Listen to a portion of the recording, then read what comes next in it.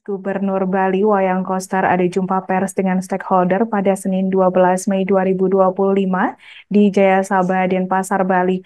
Jumpa pers tersebut membahas permasalahan Ormas Grip Jaya dan NTT Bali Bersatu yang baru-baru ini hadir di Bali.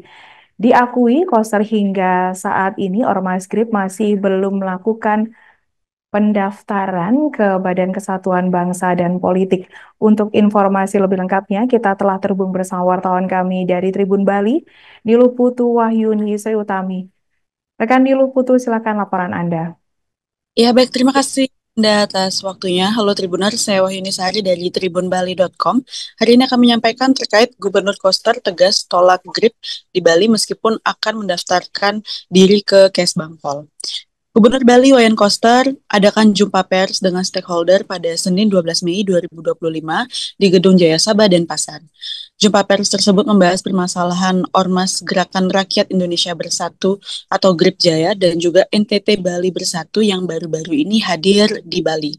Turut hadir pada jumpa pers tersebut di antaranya terdapat Ketua DPRD Provinsi Bali atau Dewa Madi Mahayatnya, Pangdam 9 Udayana Maijen TNI Budiakto, Kepala Kepolisian Daerah atau Kapolda Bali Irjen Pol Daniel Aditya Jaya, Kepala Kejaksaan Tinggi atau Kajati Bali Dr. Ketut Sumedana, Ketua Pengadilan Tinggi Denpasar Sujatmiko, Komandan Korem 163 Wirasatya Kolonel Ide Dewa Agung Hadi Saputra, dan Kepala Badan Intelijen Negara Daerah Bali Brigjen TNI Tony Kurniawan.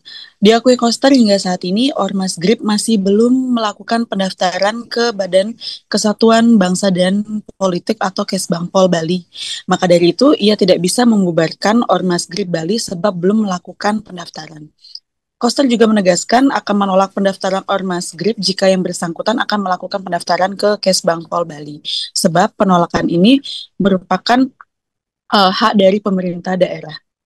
Selain itu juga Koster juga menyoroti ormas-ormas ilegal lainnya yang ada di Bali dan menekankan bahwa kebebasan berkumpul tidak berarti sebebas-bebasnya.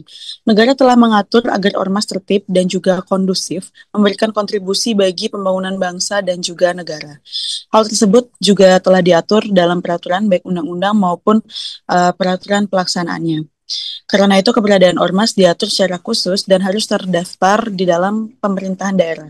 Sejauh ini ormas yang ada mendaftar, namun mungkin belum mendaftar karena belum terdata.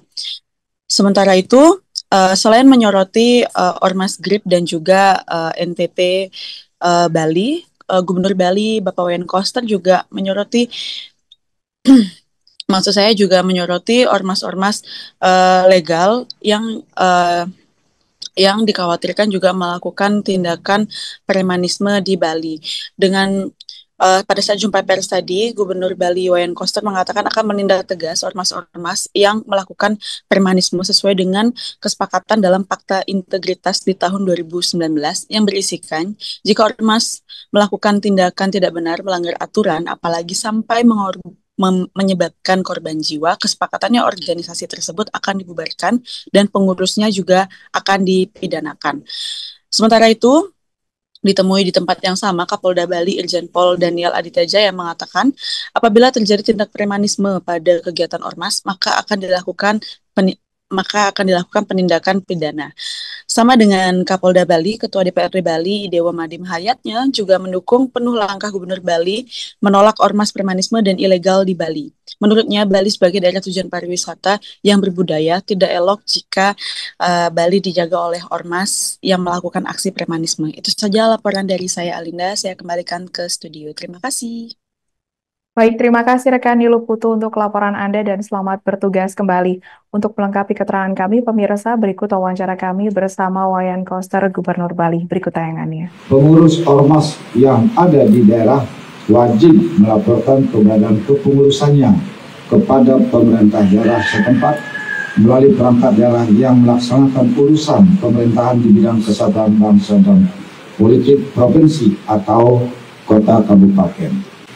Gubernur Bali sebagai kepala daerah yang merupakan unsur penyelenggara pemerintahan daerah memiliki kewenangan untuk tidak menerbitkan surat keterangan terdaftar atau SKT Ormas dengan pertimbangan kondisi di wilayah Provinsi Bali.